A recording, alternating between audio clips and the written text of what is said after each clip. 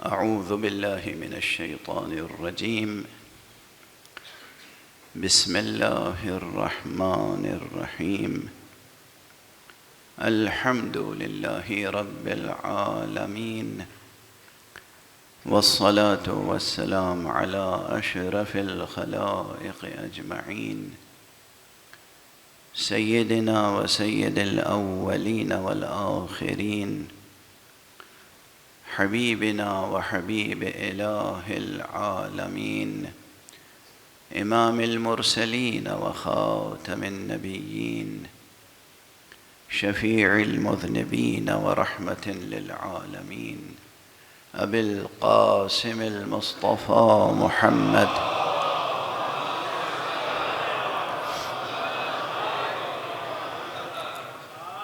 وعلى أهل بيته الطيبين الطاهرين الهداة المهديين المعصومين المظلومين، واللعنة الدائمة على أعداء الحق والدين. أما بعد، فقد قال الله تعالى عز اسمه في محكم كتابه ومتقن خطابه: بسم الله الرحمن الرحيم. عم يتساءلون عن النبأ العظيم الذي هم فيه مختلفون، كلا سيعلمون ثم كلا سيعلمون. صدق الله العلي العظيم.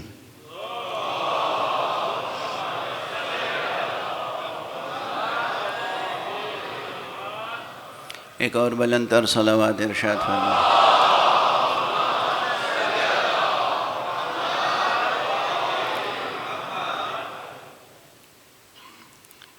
پروردگار آپ کو صحت اور عافیت اور سلامتی سے رکھے۔ ابھی آپ کی صحت یابی کے لیے دعا کی گئی۔ حضرات گرامی، میرے برادر عزیز القدر اور میزبان جناب سید منور عباس جعفری صاحب نے ان مجالس کے لیے مجھے موضوع آخرت کا دیا تھا، اور پھر اس میں بہت سے اور سوالات جڑ گئے تھے۔ میں نے عرض کیا تھا کہ اس سفر میں جو اہم سوالات کیے گئے ہیں ان سوالات پر انشاءاللہ ان 5 مجلسوں میں گفتگو کرنے کی کوشش کروں گا۔ بنیادی طور پر 2 محوروں پر گفتگو گزشتہ 2 مجلسوں میں رہی۔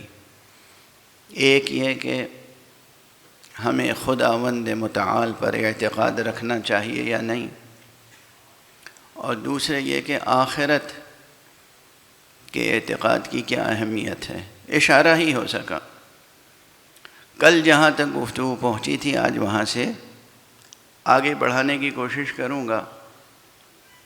کل میں نے عرض کیا تھا کہ ایک جملے میں ایک بڑی کلامی بحث سمٹی ہوئی ہے۔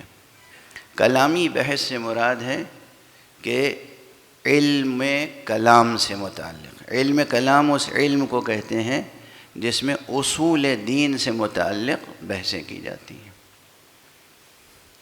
کل ایک بات میں نے عرض کی تھی نا کہ دیکھیے، سائنس میں نہ خدا کو ڈسکس کرتے ہیں اور نہ سائنس کی اسٹڈی کے نتیجے میں خدا کو ثابت کر سکتے ہیں اور نہ خدا کا انکار کر سکتے ہیں۔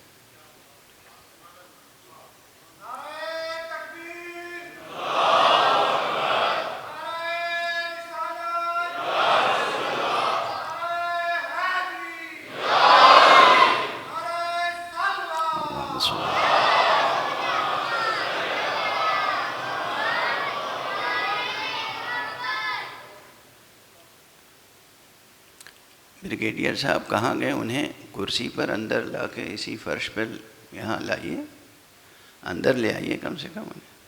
ایک صلوات پڑھ دیجئے محمد علیہ۔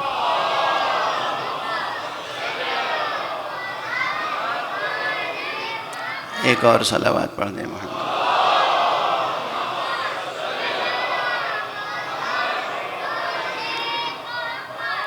توجہ برقرار رکھیں۔ باتیں بہت ہیں، بحثیں مفصل ہیں، اور ان کو سمیٹ کے اب 3 گھنٹے میں عرض کرنا ہے بس، آج نہیں، تینوں دن ملا کے، ٹھیک ہے نا؟ گھبرائے تو نہیں آپ لوگ؟ 3 گھنٹے رہ گئے میرے پاس، آج 1 گھنٹہ، 1 گھنٹہ کل، 1 گھنٹہ پرسوں، اور بحث بہت مفصل ہے۔ یاد رکھیے کہ خود آخرت کی بحث کوئی مختصر بحث نہیں ہے، اور جس طرح آپ حضرات سنتے رہے ہیں اور جس طرح بیان کیا جاتا ہے اور جس طرح ابتدائی دینیات کی کتابوں میں لکھ دیا جاتا ہے، اس سے ایک ذرہ بھی آخرت کی معرفت حاصل نہیں ہوتی۔ ایک اور صلوات پڑھ دیجئے محمد۔ ارے بیٹا تم ہمیں دیکھو، تم صرف ہمیں دیکھو۔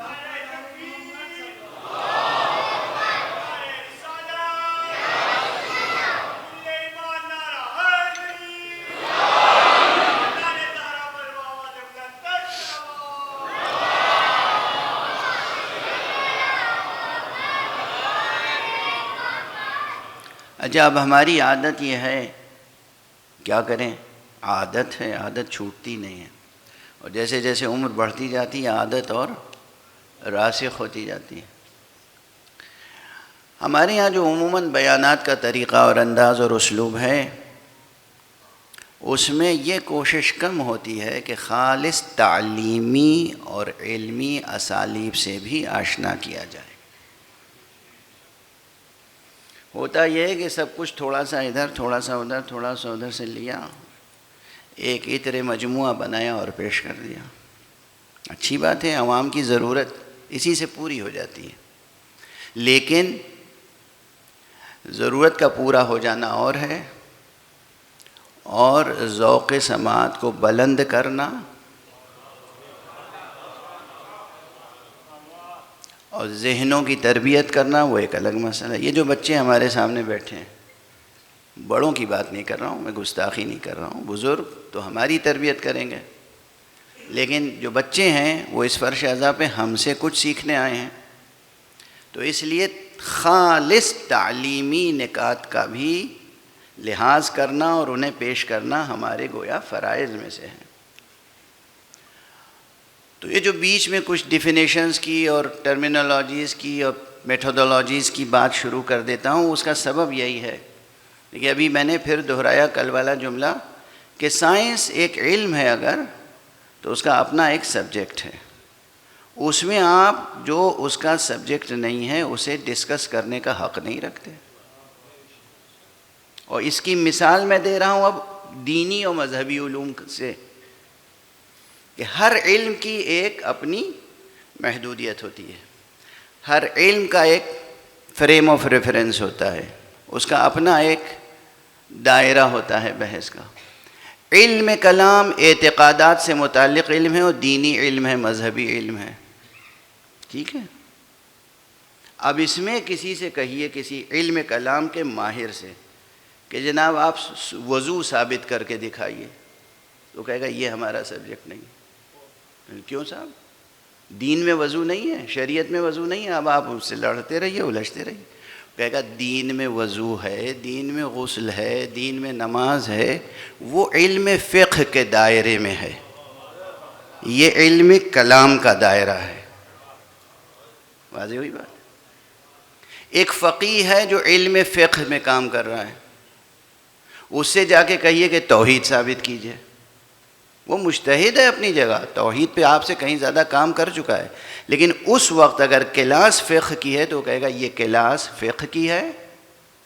علم فقہ میں خدا ثابت نہیں کرتے، خدا ثابت کرنا ہے تو علم کلام پڑھیے، یہاں تو ہم یہ ثابت کرتے ہیں کہ نماز کے واجب ہونے کی دلیل کیا ہے، اور روزے کے واجب ہونے کی دلیل کیا ہے، اور وضو کے واجب ہونے کی دلیل کیا ہے، یا وضو کن کن چیزوں سے باطل ہوتا ہے، کن کن چیزوں سے ٹوٹ جاتا ہے۔ خود فقہی علوم، شرعی علوم، دینی علوم، مذہبی علوم میں جب شاخیں بن گئیں تو جس شاخ کا جو موضوع ہے وہی زیر بحث آئے گا، دوسرا مسئلہ اس میں ثابت کرنے کی کوشش نہیں کی جائے گی۔ یہ ہوتا ہے علمی اسلوب، یہ ہوتا ہے تعلیمی اسلوب۔ واضح ہو رہی ہے بات؟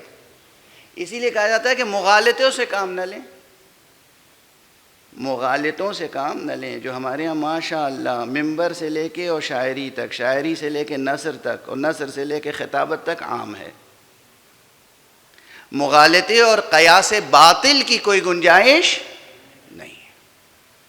ہر علم کا اپنا ایک پیمانہ ہے، ہر علم کا اپنا دائرہ ہے، ہر علم میں وہی بات زیر بحث لائی جائے گی جس کے زیر بحث لانے کے لیے وہ علم بنایا گیا ہے۔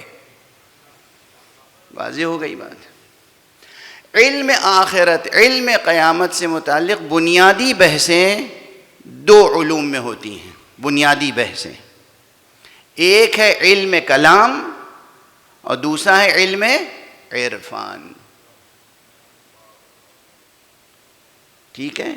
اب جن لوگوں نے صرف فقہ پڑھی ہو، وہ بھی کون سی فقہ؟ فقہ اصغر، یعنی جس میں شرعی احکام پر بحث ہوتی ہے۔ میں نے کل عرض کیا تھا کہ شرعی احکام سے متعلق قرآن مجید میں کتنی آیتیں ہیں؟ 500 یا 300 یا 200۔ آخرت پہ کتنی آیتیں ہیں؟ 2000 یا اس سے بھی کچھ زیادہ۔ تو آخرت کا موضوع تو اہم ہے، اور یہ موضوع یہ 3 گھنٹوں میں حل نہیں ہوگا، میں صرف اس کی فہرست گنا دوں گا۔ خود قرآن مجید میں جہاں جہاں جس انداز سے آخرت پہ گفتگو ہوئی ہے، اگر اس کو آپ کے سامنے پیش کرتا چلا جاؤں تو آپ کو اندازہ ہو جائے گا کہ جو آپ تصور لیے بیٹھے ہوئے ہیں آخرت کا اور قیامت کا، وہ بالکل حقیقت سے دور ہے۔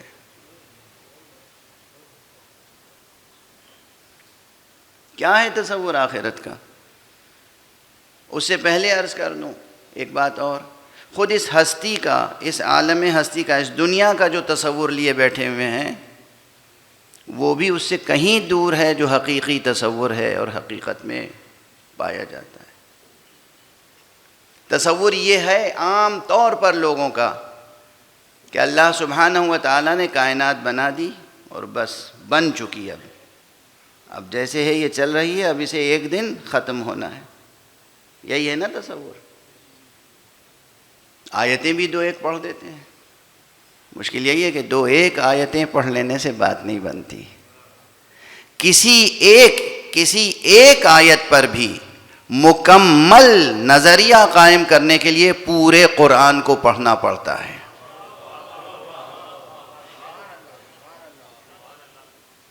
کسی ایک آیت کو بھی، ایک آیت سامنے ہے، اس میں کیا کہا گیا، اس کو سمجھنے کے لیے پورے قرآن کو پڑھنا پڑے گا کہ اس مضمون اور اس موضوع اور اس حکم سے متعلق پورے قرآن مجید میں اور کہاں کہاں کیا کیا کہا گیا ہے، تاکہ اس حکم اور اس موضوع کی پوری طرح وضاحت ہو جائے۔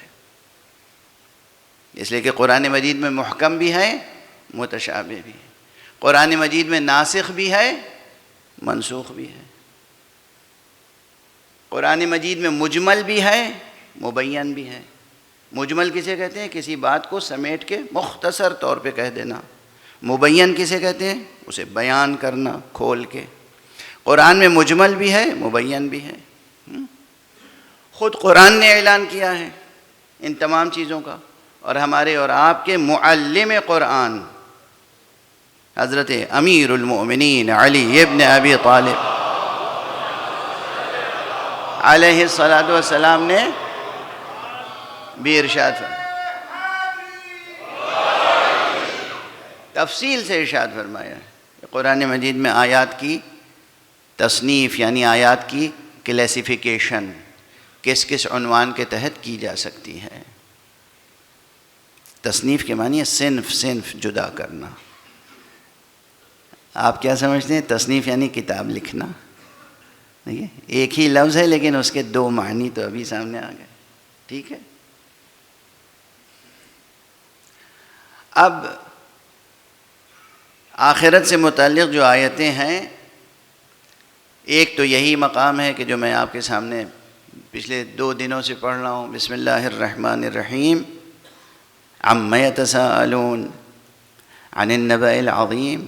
یہ آپس میں کس حقیقت کے بارے میں یا کس مسئلے کے بارے میں سوال کر رہے ہیں، ایک دوسرے سے پرسشیں کر رہے ہیں، تساؤلات کر رہے ہیں؟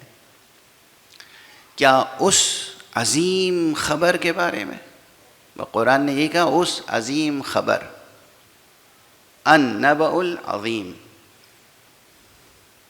قرآن مجید میں بھی دونوں لفظیں آئی ہیں اور عربی زبان میں بھی دونوں لفظیں موجود ہیں. خبر بھی عربی ہی کا لفظ ہے، خبر عربی کا کلمہ ہے، اور نبأ بھی عربی کا کلمہ ہے. نبأ کے معنی خبر کے ہیں لیکن صرف خبر کے نہیں ہیں. نبأ ہمیشہ کسی عظیم خبر کو کہتے ہیں، چھوٹی موٹی کسی معمولی انفارمیشن کو نبأ نہیں کہتے، وہ خبر کے ضمن میں آ جاتی ہے. چھوٹی چھوٹی خبریں یہ خبر کہلاتی ہیں. نبأ صرف وہ خبر کہلاتی ہے جو محتم بالشان ہو، عظیم الشان ہو، جس کی ایک اہمیت ہو، جس کی ایک عظمت ہو.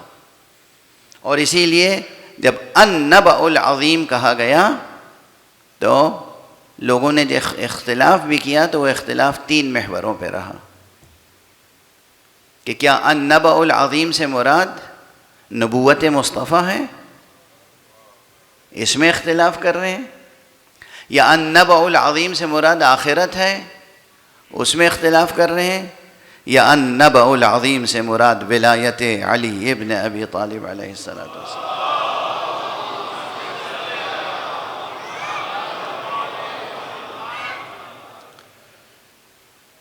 یوں تو بہت سے نام لے سکتا ہوں مگر اس وقت میں 2 نام لے رہا ہوں کہ جو دنیائے تصوف و عرفان کے بڑے نام ہیں. ایک محی الدین اکبر ابن عربی اور دوسرے عبد الرزاق کاشانی. دونوں عظیم الشان نام ہیں دنیائے عرفان و تصوف اسلامی کے. دونوں کی کتابوں کو ان 2 آنکھوں سے پڑھی ہیں میں نے، تب عرض کر رہا ہوں. دونوں نے لکھا ہے کہ النبأ العظیم سے مراد ولایت علی ابن ابی طالب.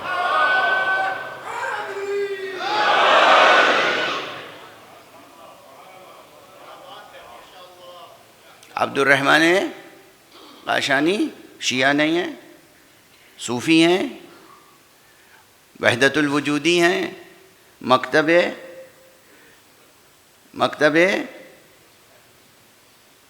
ابن عربی سے تعلق ہے، اور خود ابن عربی تو اپنے مکتب کے بانی ہیں.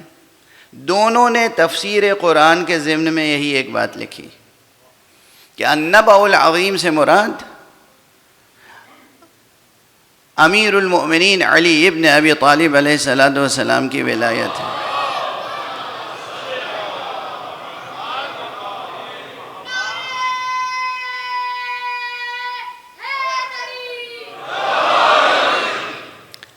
باقیوں نے آخرت لکھی، قیامت لکھی.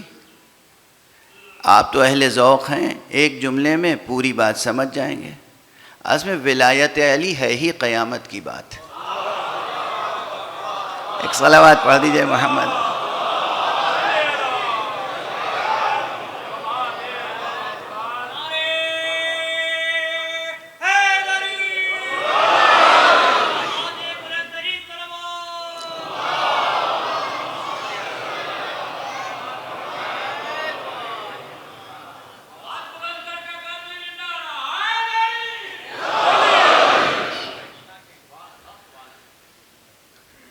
لیکن میں ابھی تھوڑی دیر آخرت پہ بات کروں گا، چونکہ موضوع آخرت وہ بھی اہم ہے، اور مجھے یقین ہے کہ آج آپ حضرات ایک نیا تصور لے کے جائیں گے.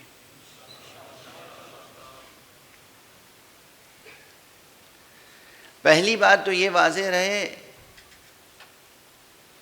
کہ اللہ سبحانہ و تعالی یہ کائنات بنا چکا، یہ تصور غلط ہے.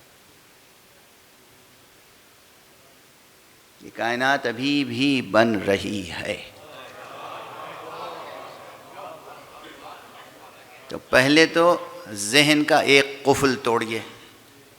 ذہن پہ قفل چڑھے ہیں نا، ایک کے بعد ایک، ایک کے بعد ایک. یہ نظریے کیا ہوتے ہیں؟ قفل ہوتے ہیں. یہ نظریہ درست نہیں ہے کہ اللہ تعالیٰ کائنات بنا چکا، 6 دن میں اس نے عالم بنا دیا اور 7ویں دن اس نے آرام کیا، سبت کے روز. یہ باطل نظریہ ہے. اللہ سبحانہ و تعالیٰ آج بھی مسلسل تخلیق فرما رہا ہے، آپ کے نفوس کے اندر بھی اور آپ کے وجود کے باہر جو آفاق ہیں اس میں بھی. تو تخلیق کا عمل رکا نہیں ہے. خود قرآن مجید میں آیات موجود ہیں جن سے یہ ثابت ہوتا ہے کہ تخلیق کا عمل مسلسل جاری ہے. جو فیضان خلق و فیضان ربوبیت ہے وہ انقطاع ناپذیر ہے. یعنی کیا؟ یعنی منقطع نہیں ہو سکتا، تسلسل کے ساتھ جاری ہے. اللہ سخی ہے، اللہ فیاض ہے، اللہ خلاق ہے، اللہ قادر ہے. جس کے پاس علم بھی ہو، قدرت بھی ہو، فیض بھی ہو، فیض رسانی بھی ہو، جود و سخا بھی ہو، کرم بھی ہو، اس کا فیض کبھی رک ہی نہیں سکتا اور کسی سطح پہ نہیں رک سکتا. تو پتہ نہیں کل میں یہ بات عرض کر چکا ہوں یا نہیں، لیکن پھر عرض کر دوں. اگر عرض کر بھی چکا ہوں یاد دہانی ہو جائے گی کہ یہ جو اکثر آتی ہیں نا خبریں ناسا سے اور ادھر ادھر مختلف کہ صاحب آج ہم نے ایک نیا ستارہ دیکھا. یہ کہاں سے دیکھا؟ کل کیوں نہیں دیکھا تھا؟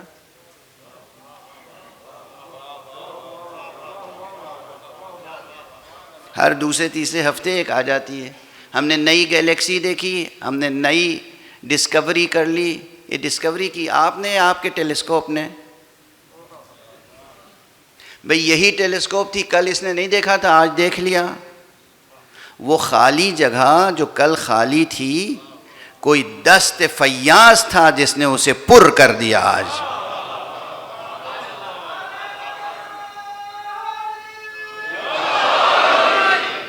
یہ تخلیق کا عمل ہے،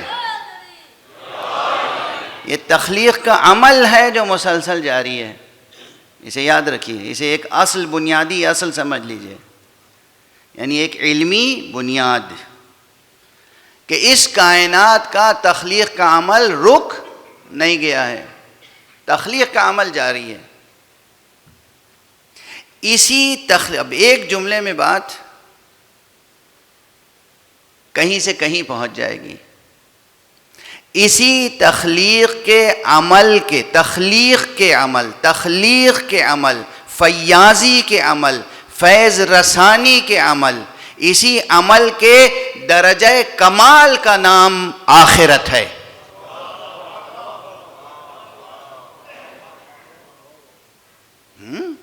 یہ کیا ہو گیا؟ ہم نے تو سمجھا تھا کہ آخرت فنا کا نام ہے، نابودی کا نام ہے، سب کچھ مٹ جائے گی، ہر شے مٹ کے رہ جائے گی. یہی سمجھا تھا نا. قیامت یعنی خاتمہ،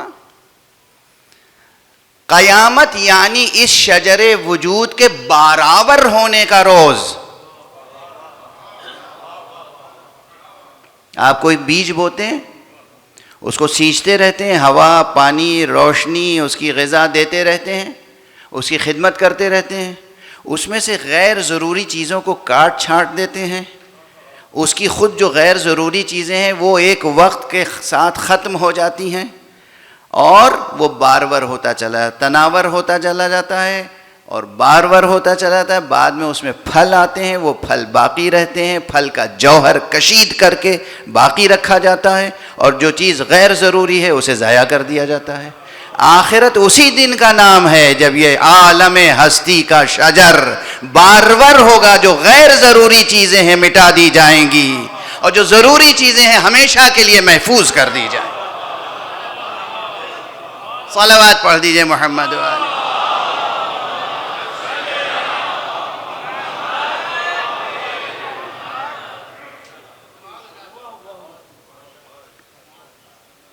تصور بدلا نہیں بدلا؟ اب بتائیے آخرت سے خوف آتا ہے یا محبت پیدا ہو گئی؟ اب مسئلہ یہ ہوگا کہ ہم اپنے کو، آپ کو، اپنے نفس کو وہ ثمر بنا لیں جو بیکار سمجھ کے ضائع نہ کر دیا جائے، جسے کارآمد سمجھ کے محفوظ رکھا جائے۔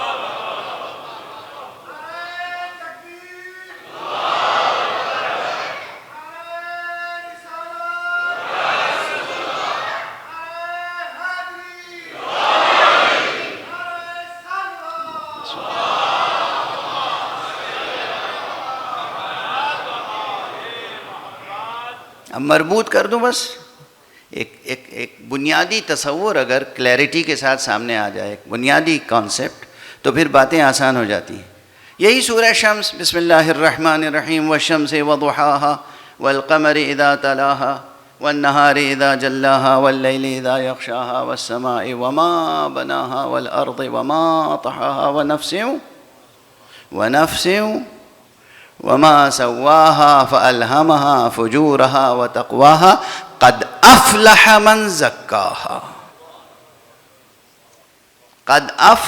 زکاها وقد خاب من دساها۔ کائنات کی تمام بڑی بڑی چیزوں کی قسم کھائی، اسی کائنات مادی کی پہلی ریڈنگ یہ ہے۔ یہ سورج، یہ چاند، یہ زمین، یہ لیل و نہار، سب کی قسم کھا کے سب سے زیادہ اہمیت کسے دی گئی؟ نفس انسانی کا۔ اور پھر کہا گیا کہ جس نے اس نفس کو پروان چڑھایا وہ فلاح پا گیا، جس نے اسے خاک میں ملایا وہ خائب و خاسر ہو گیا۔ کیا معنی؟ یعنی نفس کو پروان چڑھانا ہے۔ یہ غلط ترجمہ کرتے ہیں ہمارے حضرات کہ نفس کو مار کے رکھو، نفس کو مار کے رکھو، نفس کو مار کے رکھو۔ یہ زہد و تقوی والا یہ ورژن صحیح نہیں ہے۔ نفس کو پروان چڑھاؤ، نفس کو قوت عطا کرو، نفس کو پروان چڑھاؤ۔ مولا علی یہ زکاہا، اس کا روٹ ورڈ جو ہے اس کے اندر معنی پوشیدہ ہیں پروان چڑھانے کے، برکت کے، اضافے کے۔ اسی لیے امیر المؤمنین علی ابن ابی طالب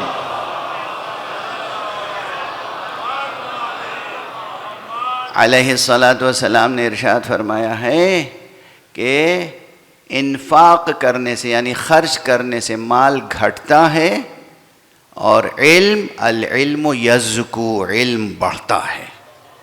تو بڑھنے کے لیے کیا لفظ استعمال کیا؟ یزکو، بڑھتا ہے۔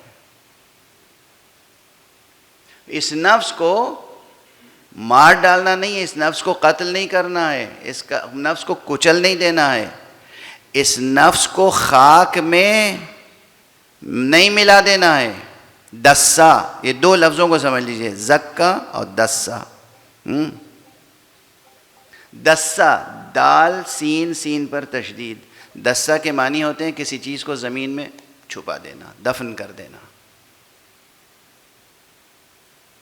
اور اس کے مقابلے میں زکا کے معنی ہے کسی چیز کو زکا یزکی، پروان چڑھانا۔ تو قد افلح من زکاہا، فلاح اس نے پائی جس نے اس نفس کو پروان چڑھایا۔ وقد خاب من دساہا، اور خائب و خاسر و خسارے میں وہ رہا جس نے اس نفس کو مٹی میں ملا دیا۔ تو اللہ کیا چاہتا ہے؟ یہ نفس جو آپ کو دیا ہے اسے آپ پروان چڑھائیں۔ کتنا پروان چڑھائیں کہ جتنی غیر ضروری چیزیں ہیں اس سے بے نیاز ہو کے نفس اور جوہر نفس کو ہمیشہ کے لیے زندگی جاوید نصیب ہو جائے۔ یہ ہے مرحلہ آخرت، یہ ہے مرحلہ آخرت۔ بالکل 180 ڈگری کا فاصلہ ہو گیا یا نہیں؟ تو آخرت کا کیا تصور ہوا؟ آخرت اس عالم ہستی کا اختتام نہیں ہے۔ یہ جو عالم ہے اس میں تخلیق کا سلسلہ جاری ہے۔ بالکل ایسے ہی جیسے آپ کوئی درخت لگاتے ہیں، بیج بویا، گٹھلی بوئی زمین میں، اس کے بعد وہ اکھوا پھوٹتا ہے۔ جیسے ہی اکھوا پھوٹا، وہ پہلے سے آپ زمین ہموار کرتے ہیں، پہلے سے زمین آمادہ کرتے ہیں، پھر اس میں تخم ریزی کرتے ہیں، پھر اس تخم ریزی کے بعد بھی اس کی حفاظت کرتے ہیں کہ کہیں کوئی ایسا آسیب نہ آ جائے جو تخم جو ہے بیکار ہو جائے، ضائع ہو جائے، اور اسے برابر جتنی ضرورت ہے اتنی روشنی، اتنی ہوا، اتنا پانی وقت وقت سے دیتے ہیں.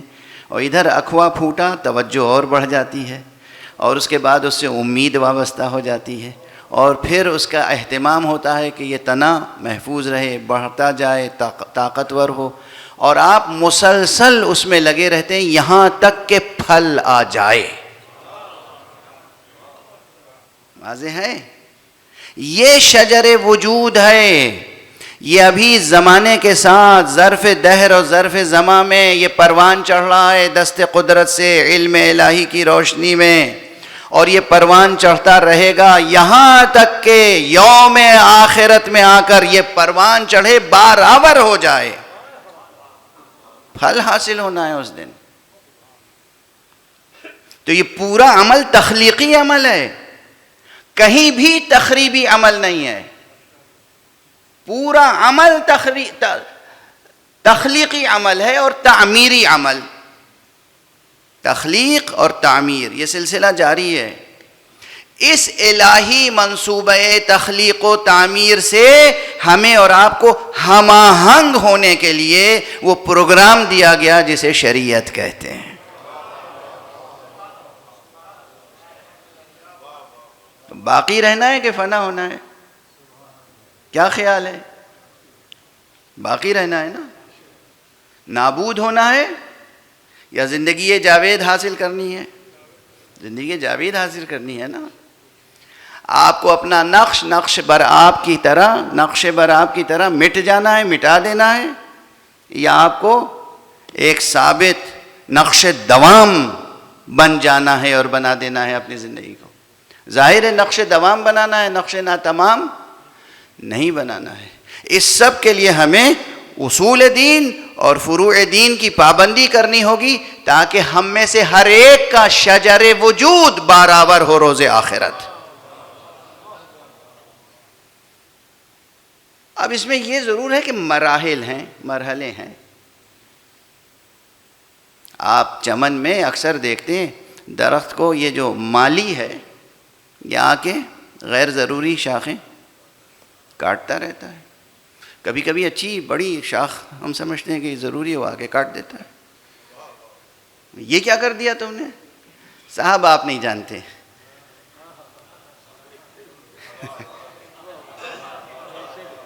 صاحب آپ نہیں جانتے، اس کا کاٹنا ضروری تھا، نہیں تو یہ پیڑ جو ہے یہ پھل نہیں دے گا، یہ باقی نہیں رہے گا. اچھا، اسی طرح جیسے اچھی خاصی موٹی شاخیں بھی کاٹ دیتا ہے مالی، اسی طرح اس مالک نے ہم پر ملائکہ کو مقرر کر رکھا ہے. ایک نظام مقرر ہے، اور جب وہ مالک، وہ خالق، وہ آقا یہ دیکھتا ہے کہ ماشاءاللہ اس کا نفس بالیدہ ہو گیا ہے، اب اس کے نفس کو قائم رہنے کے لیے اس بدن کی ضرورت نہیں ہے، ملک الموت کو جا کے کہتا ہے، حکم فرماتا ہے اس کے بدن سے اس کو جدا کر دو.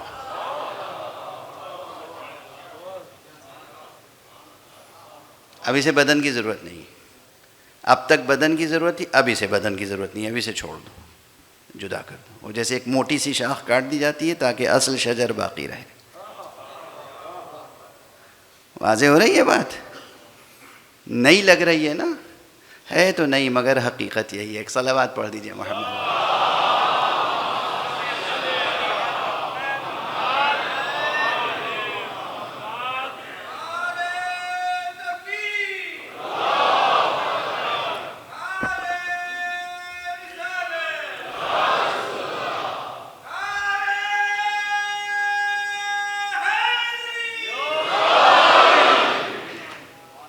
اب یہ جتنا بھی بیان قرآن مجید میں کیوں اتنی تفصیل سے آیا کہ شریعت کے متعلق آیتیں تو 200 یا 500، آخرت سے متعلق 2000 سے بھی زیادہ، اس لیے کہ موضوع اہم ہے.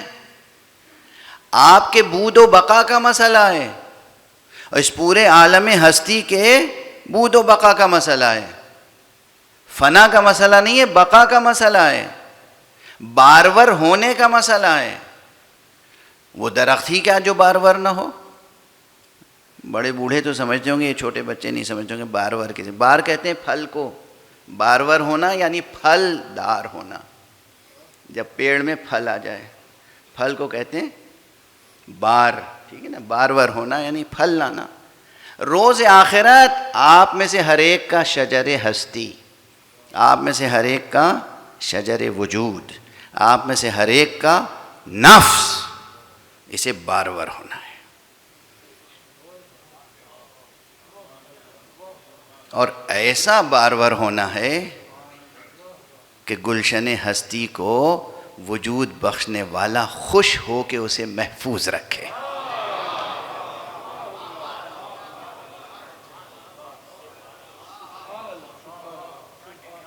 ناخوش ہو کے اسے رد نہ کر دے۔ اب بتائیے آخرت کا موضوع کتنا دلچسپ ہے، کتنا ضروری ہے۔ اور یہ انسان، یہ نادان انسان اس موضوع کو سمجھنا ہی نہیں چاہتا۔ بار بار قرآن مجید میں بھی اس موضوع کو سمجھانے کی کوششیں کی گئیں، پورے قرآن مجید میں، اور ایک ایک آیت میں ایسے ایسے قضایا، ایسے ایسے بیانات ہیں کہ اس میں مستقل براہین پیش کر دیے گئے۔ مثلا سورہ مبارکہ قیامت، بسم اللہ الرحمن الرحیم، لا اقسم بیوم القیامہ ولا اقسم بالنفس اللوامہ ایحسب الانسان ان لن نجمع عظامہ بلا قادرین علی ان نسوی بنانہ بل یرید الانسان لیفجر امامہ۔ ہر آیت اپنی جگہ ایک مکمل بیان چاہتی ہے، پورا سورہ قیامت۔ اور اسی طرح کتنے سورے ہیں جو صرف قیامت سے متعلق ہیں۔ اب اس میں دو فقروں میں دو مکمل دلیلیں، دو مکمل بحثیں قائم کی گئی ہیں۔ ان تک لے جانے کے لیے ذہن عالی کو بس اشارہ کروں۔ کل میں نے عرض کیا تھا ایک لطیف سی دلیل کلامی، بہت سے لوگ کہتے ہیں نا کہ ہمیں یقین نہیں ہے کہ قیامت برپا ہوگی۔ یہ ایک جنوین مسئلہ ہے، ایک مسئلہ آخرت پر بحث کرنے کے لیے کتنے رخ ہیں۔ پہلا رخ تو یہ کہ امکان پہ بحث کیجئے کہ آیا ممکن بھی ہے کہ نہیں۔ آج اس فقیر کے بیان سے یہ مبحث، یہ جائے سوال مزمحل ہو جائے گی، کیونکہ ممکن بھی ہے کہ نہیں، یہ بحث کون لوگ کرتے ہیں، کون اٹھاتا ہے؟ جو یہ سمجھتا ہے قیامت کے معنی ہے کہ سب کچھ نابود ہو جائے گا، نابود، ایگزسٹنس ختم ہو جائے گا، وجود ختم ہو جائے گا، عدم ہو جائے گا، معدوم ہو جائے گی ہر شے، اس کے بعد دوبارہ اسے وجود بخشا جائے گا۔ اگر یہ سوچ ہے تو پھر بحث ہوگی کہ آیا ممکن ہے کہ نہیں، ٹھیک ہے نا۔ اور اگر یہ ہو کہ نہیں معدوم نہیں ہوگا، غیر ضروری چیزیں الگ کر دی جائیں گی، اصل شجر وجود باقی رہے گا، تو اب اس سوال کی تو گنجائش ہی نہیں کہ دوبارہ کیسے ہوگا۔ جو چیز ہے وہی ترقی کرتی چلی جا رہی ہے، پروان چڑھتی چلی جا رہی ہے۔ بحث کا رخ بدل گیا یا نہیں؟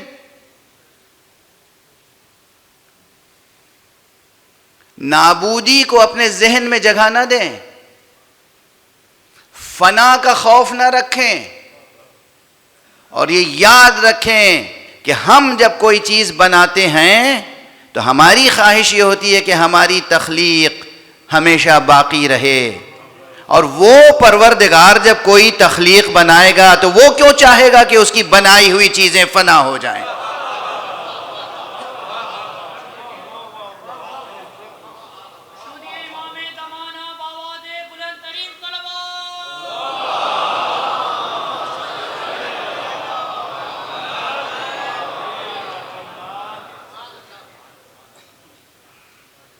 کوئی شاعر شعر کہتا ہے، چاہتا ہے اس کا شعر ہمیشہ لازوال شہرت رہے، باقی رہے، ہمیشہ لوگ اسے پڑھتے رہیں، نصابوں میں پڑھا جائے، سلیبس میں پڑھا جائے، محفوظ رہے۔ کوئی کتاب لکھتا ہے، چاہتا ہے باقی، کوئی بنا دیتا ہے ایک تصویر، ایک نقش، چاہتا ہے ہمیشہ یہ نقش قائم رہے۔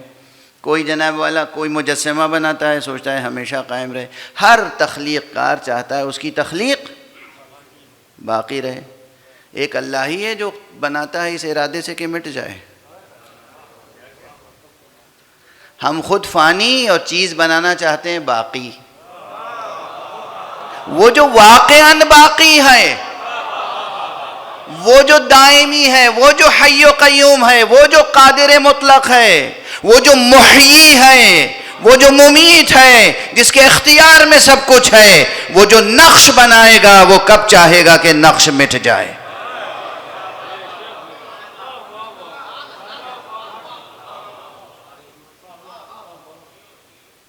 اس نے جو نقش بنایا باقی رہنے کے لیے۔ اسی لیے سرکار رسالت مآب صلی اللہ علیہ وآلہ وسلم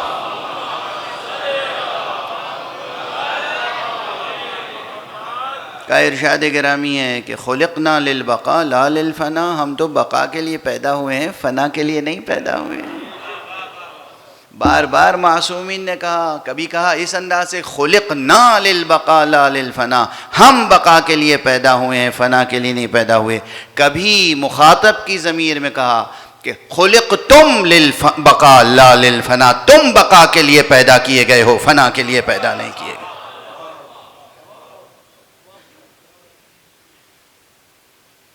تو نہ موت فنا کا نام ہے، نہ قیامت ہر چیز کے مٹ جانے کا نام ہے۔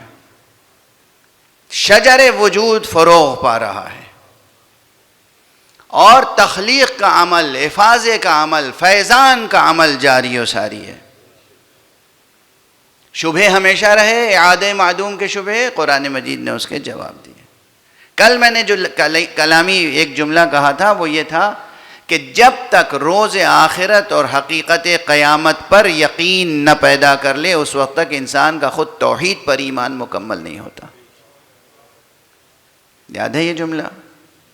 توحید پر ایمان، اللہ ہے اور اللہ ایک ہے، اور وہ اللہ عالم ہے، قادر ہے، حی ہے، قیوم ہے، مرید ہے، متکلم ہے، صادق ہے، وہ رحمان ہے، رحیم ہے، کریم ہے، رزاق ہے، مفید ہے، قابض ہے، باسط ہے، جتنے اسما ہیں، وہ ذوالجلال والاکرام ہے۔ یہ جو عقیدہ توحید کا ہے، یہ عقیدہ مکمل نہیں ہوگا اگر انسان آخرت پر یقین نہ رکھے۔ یہ ایک لطیف سا جملہ یاد رکھیے گا، یعنی ان دونوں عقیدوں میں ایک ربط ہے، ایک تعلق ہے۔ خدا کو مانا ہے تو آخرت کو ماننا پڑے گا۔ خدا کو اگر آپ نے قبول کیا ہے تو آخرت کو قبول کرنا پڑے گا۔ آج ایک دوسرا جملہ عرض کر رہا ہوں، خود اس ایک جملے کی تشریح میں ظاہر ہے کہ تعلیمی لحاظ سے تشریح میں ہفت خوان طے کرنے ہوتے ہیں۔ بات ایک ہی سطر کی ہوتی ہے، بیان کرنے کے لیے پورا قرآن نازل کرنا پڑتا ہے۔ ساری بات تو بسم اللہ الرحمن الرحیم میں سمٹی ہوئی ہے۔ صلوات پڑھ دیجئے محمد والے۔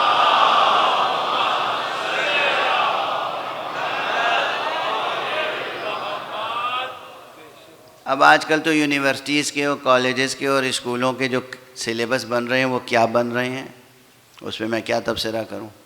لیکن جس زمانے میں ہم پڑھتے تھے اس زمانے میں بھی کم سے کم یہ تھا کہ بچوں کو جو اسٹوریز پڑھائی جاتی تھی اس میں کوئی نہ کوئی مورل ہوتا تھا۔ تو وہ ایک سطر کی بات ہوتی تھی کہ بیٹا سچ بولنا ضروری ہے، یا سچ بولنا اچھا ہے۔ اسٹوری ہوتی تھی 4-5 صفحے کی، ٹھیک ہے نا؟ کبھی کبھی پوری کتاب کے نتیجے میں ایک قضیہ ملتا ہے۔ اسی طرح سارے قضایا سمٹے ہوئے ایک بسم اللہ الرحمن الرحیم میں۔ اس ایک بسم اللہ الرحمن الرحیم کو سمجھنے کے لیے اور سمجھانے کے لیے پورا قرآن نازل کیا گیا۔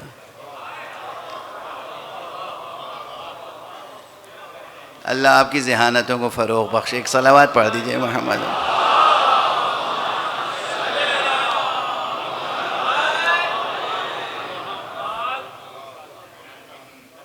آخرت و قیامت کا موضوع بھی بسم اللہ میں ہے سمٹا ہوا.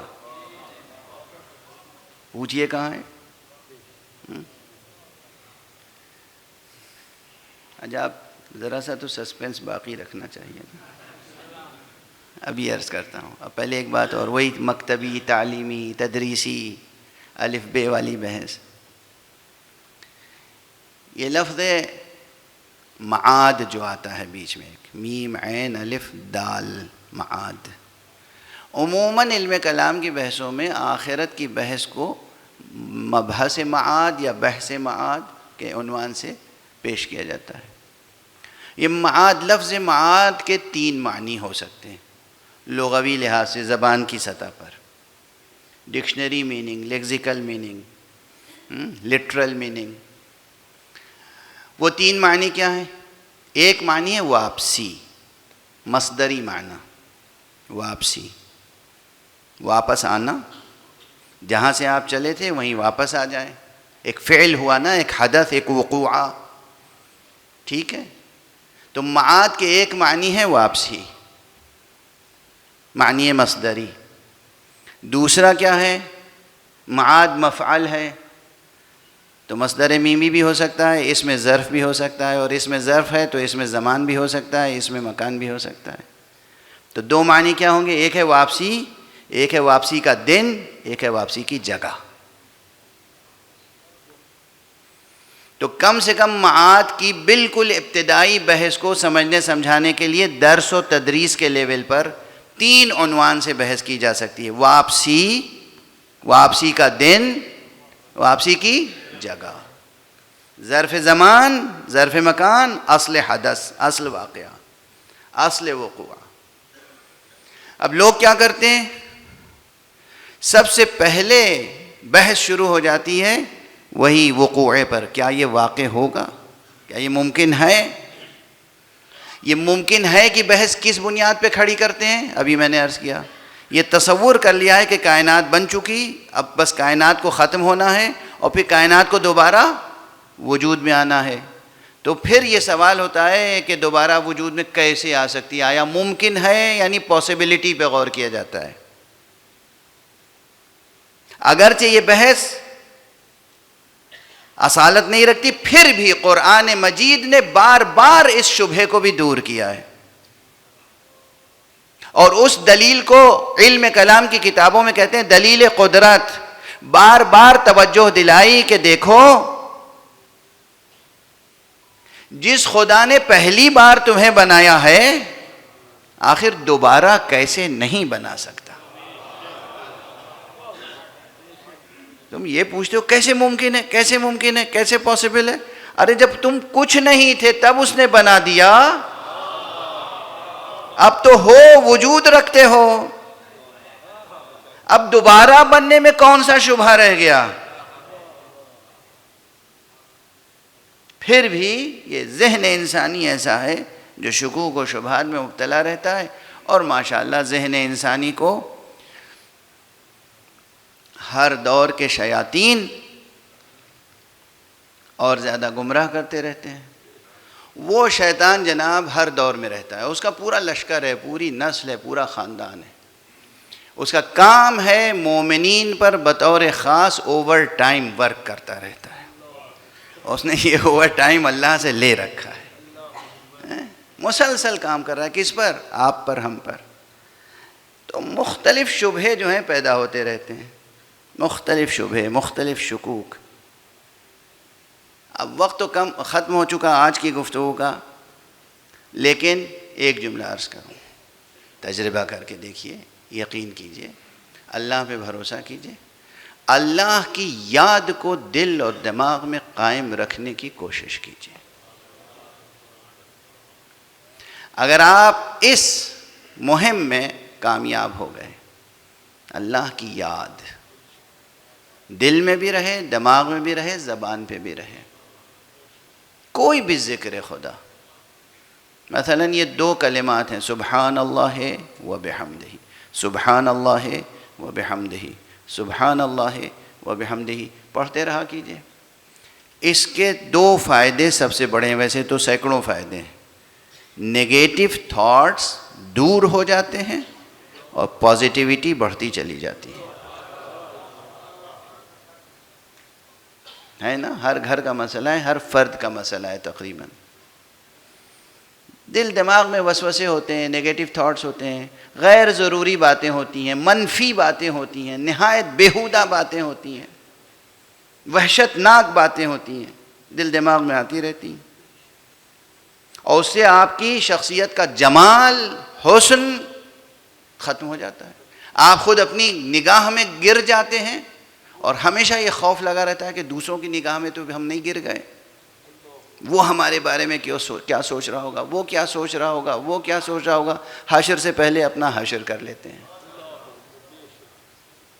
آج سے تجربہ کر کے دیکھیے، صرف 2 کلمات اپنی زبان پہ جاری رکھیے، اور جب زبان پہ جاری رکھیے تو دل میں بھی اور دماغ میں بھی اس کی گونج رہے، اس کا مفہوم قائم رہے، یاد خدا قائم رہے۔ آپ کہتے رہیے سبحان اللہ و بحمدہ، سبحان اللہ و بحمدہ، سبحان اللہ و بحمدہ۔ تمام وسوسے دور ہوں گے، شیطان دور ہوگا، شیطان کا جال کٹ جائے گا، خود آپ کے نفس کی کمزوریاں دور ہوں گی، نگیٹو تھاٹس دور ہو جائیں گے، پازیٹیوٹی بڑھتی چلی جائے گی۔ آپ نہ صرف یہ کہ محبوب خلائق ہو جائیں گے، بلکہ محبوب خالق ہو جائیں گے۔ ایک صلوات پڑھ دیجئے محمد و آلہ۔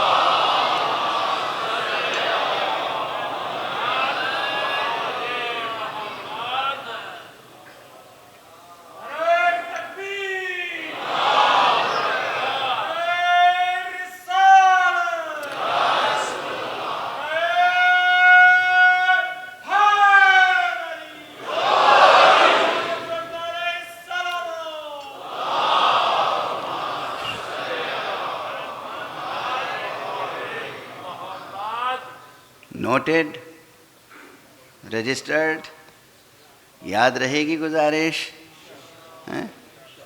بہت منطقی فلسفیانہ الجھی باتیں کی، ایک عملی بات دے دی آخر میں۔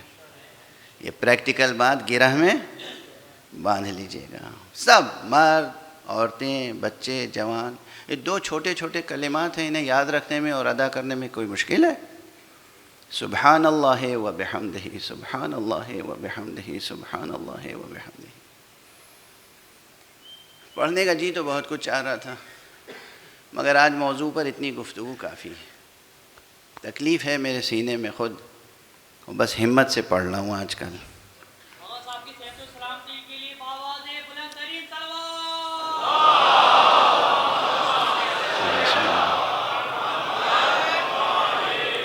آپ سب اہل ولا ہیں اور سب اہل عزا ہیں۔ عموماً عرض کرتا ہوں کہ ایک جملے میں آپ کی طبیعتیں منقلب ہوں گی۔ ابھی میں نے عرض کیا کہ صرف سبحان اللہ و بحمدہ کہیے تو اسے آپ کو کتنی قوت ملے گی۔ اسی طرح اللہ کے دوسرے ذکر ہیں، جو معصومین مسلسل زبان پہ ذکر رکھتے ہیں، ان کی قوت کتنی ہوتی ہے۔ اب آپ سوچ سکتے ہیں کہ کہاں سے وہ قوت تھی سرکار سید الشہداء میں۔ بڑی بڑی مصیبتیں اٹھاتے تھے اور ساتھ میں کہتے تھے الحمدللہ، الحمدللہ، الحمدللہ، اللہ کا شکر۔ آپ تصور کیجئے کتنی بڑی عام اصطلاح میں کتنی بڑی قیامت گزر گئی تھی سید سجاد کے سر سے۔ قوت کہاں سے حاصل کر رہے تھے؟ باپ کا سر دیکھا نوک نیزہ پر، سلام کیا، السلام علیکہ یا ابن رسول اللہ، السلام علیکہ یا ابا عبداللہ، اور فوراً پیشانی سجدے میں رکھ دی۔ لا الہ الا اللہ حقا حقا، لا الہ الا اللہ عبودیتا ورقا، لا الہ الا اللہ تعبدا ورقا۔ سجدت لک یا رب تعبدا ورقا. پوری شام غریبہ سید سجاد نے ایک سجدے میں گزار دی. سوچ سکتے ہیں یہ ہے قوت یاد خدا کی، ذکر خدا کی، نام خدا کی. یہ ہے سیرت معصوم. یہ ہے اپنے معال و معاد کو سنوارنے کا طریقہ. یاد خدا، یاد خدا سے غافل نہ ہو. اس سے بڑی مثال تو نہیں ہو سکتی نا. کیسی قیامت گزری ہے. بابا کا سر قلم ہو گیا، بابا کا لاشا پامال ہو گیا، بیویوں کے خیمے جل گئے،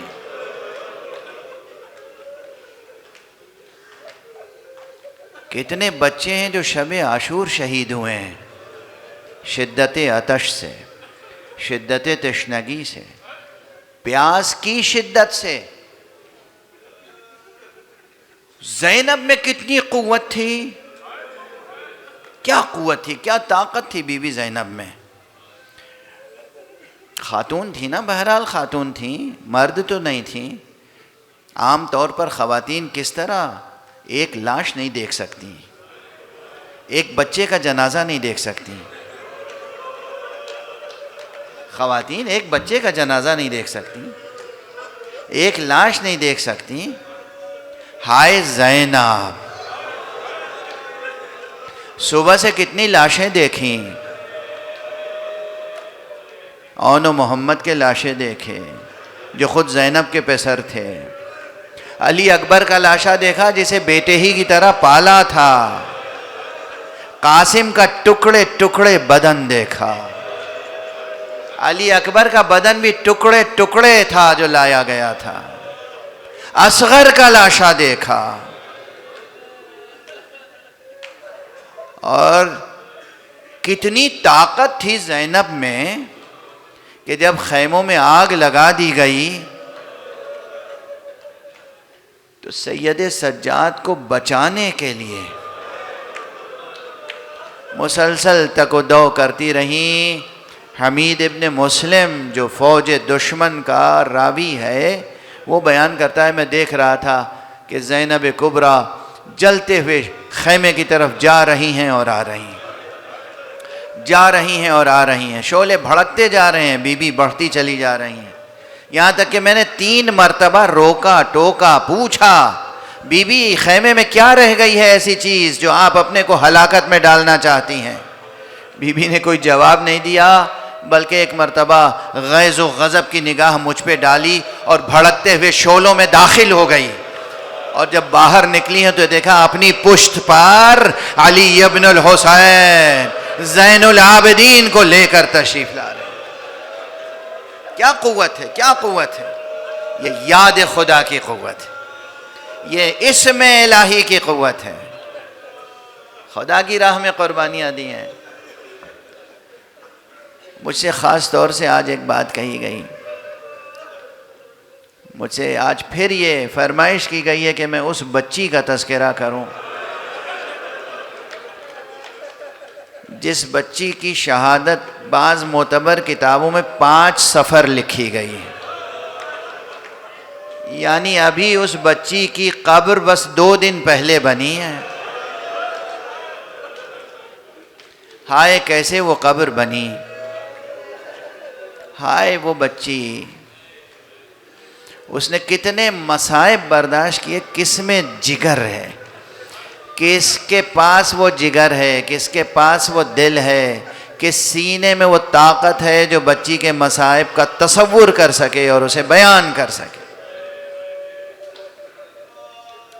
بچی کو میں عرض کر چکا ہوں، آپ تاریخیں دیکھیں گے تو اس بچی کے لیے یہ بیان ملے گا آقا حسین کا کہ وہ بچی عشق الہی میں ڈوبی رہتی تھی، محبت خدا غالب رہتی تھی.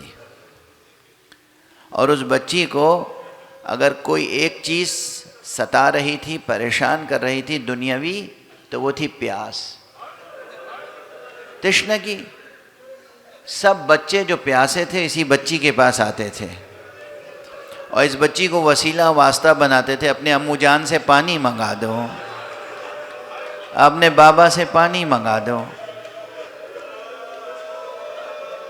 بچی نہ چاہتے ہوئے بھی چچا اور بابا کے پاس آتی ہوگی نا، بابا یہ سب بچے مجھے وسیلہ بنا رہے ہیں، قافلے کے سارے بچے مجھے پکڑ رہے ہیں کہ میں آپ سے درخواست کروں پانی کا کچھ بندوبست ہو جائے۔ لیکن بچی کا شعور، بچی کا ادراک، بچی کا احساس، بچی کے احساس کی بالیدگی اور بلندی، بچی نے بس اس وقت تک پانی پانی پانی کی صدا لگائی جب تک عباس زندہ تھے۔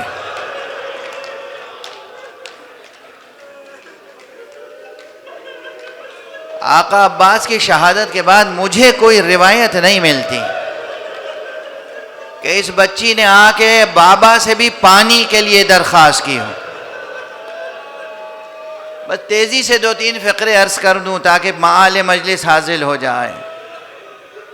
بلکہ اس بچی کی نفسیات اتنی تبدیل ہو گئی تھی کہ جب بابا شہید ہو گئے ہیں اور گھوڑا آیا ہے در خیمہ پر، آقا کا فرس، آقا کی سواری، آقا کے لہو میں پیشانی رنگین کیے ہوئے گھوڑا آیا، یہ بچی آگے بڑھی اور گھوڑے کے گلے میں باہیں ڈال کے پوچھا، میرے بابا کے وفادار راہوار اتنا بتا دے، حل سقی ابی ام قتلوہ عطشانا، میرے بابا کو پانی پلایا گیا یا پیاسا قتل کر دیا گیا؟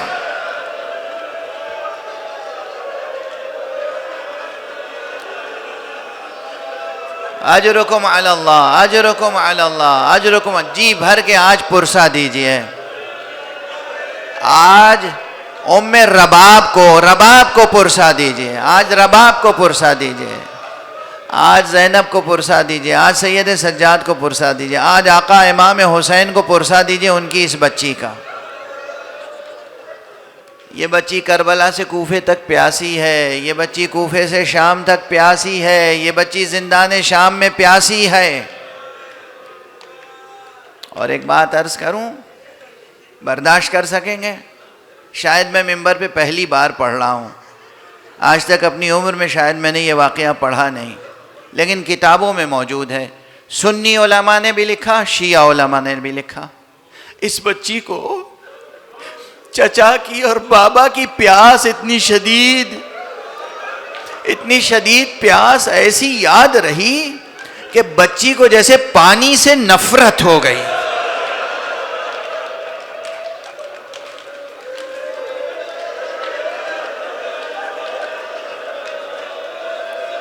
اپنی پیاس نہیں، بابا کی پیاس، بابا کی پیاس۔ بچی کو پانی سے نفرت ہو گئی تھی، پانی پیش کیا جاتا تھا تو بار بار بچی پینے سے انکار کر دیتی تھی۔ اور اس کیفیت کا عروج جا کے کتابوں میں دیکھیے گا، حوالہ نہ ملے تو اس فقیر سے پوچھ لیجئے گا، کہتے ہیں کہ برسوں کے بعد ابھی یہ واقعہ کوئی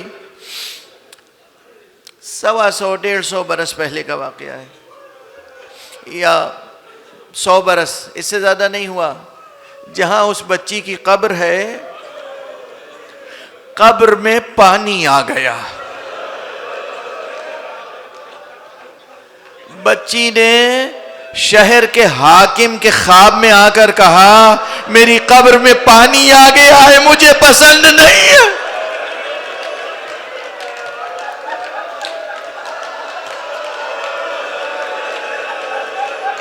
شہر کے جو بزرگ مقدس عالم تھے ان کے خواب میں آئی، میری قبر میں پانی آ گیا ہے، مجھے اذیت ہو رہی ہے۔ جب مسلسل کئی روحانی بزرگوں کے خواب میں آئی بی بی، بزرگوں نے کہا آخر ہم میں جرأت نہیں ہے کہ اس قبر کو کھول سکیں، مگر ایک اہتمام ہوا، جب بار بار بچی خواب میں آئی، وہ سنی عالم، مقدس عالم، بزرگوار عالم کہتا ہے سب نے ہمیں اس قابل سمجھا، چونکہ نسلاً ہمارا تعلق بنی ہاشم سے تھا، کہا آپ بیٹھے. قبر کھولی گئی, قبر میں پانی موجود تھا. جب تک اس قبر کو درست کیا گیا, کہتے میں اس بچی کو ہاتھوں پہ لے کے بیٹھا. معلوم ہوتا تھا تر و تازہ بہشت کا پھول ہے جو اپنے ہاتھوں پہ لیے ہوئے ہو, مگر یہ پھول ایسا ہے جسے پانی سے نفرت ہو گئی.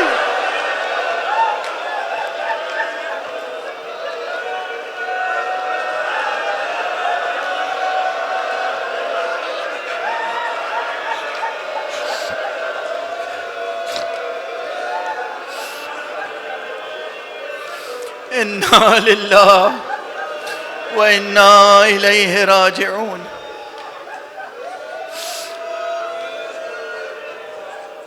انا للہ وانا الیہ راجعون. رضا بقضائه وتسلیما لامرہ. انا للہ وانا الیہ راجعون. رضا بقضائه وتسلیما لامرہ. پروردگار ہمیں علوم قرآن اور معارف اہل بیت سے آشنا فرما. پروردگار ہمارے سینوں میں چراغ توحید روشن رہے. معبود پروردگار ہمارے ہاتھوں میں ہمیشہ دامان ختم نبوت رہے. ہمارے قدم ہمیشہ صراط مستقیم ولایت پہ گامزن رہیں. معبود امت اسلامیہ کو ولایت علی پر متحد فرما. پروردگار ہماری امت کا روشن مستقبل فرما. پروردگار ہماری امت کا مستقبل روشن فرما. پروردگار اپنے ولی آخر کو اذن ظہور عطا فرما. پروردگار ان کے ہاتھوں سے اپنی رحمت و رافت و عدالت کا پرچم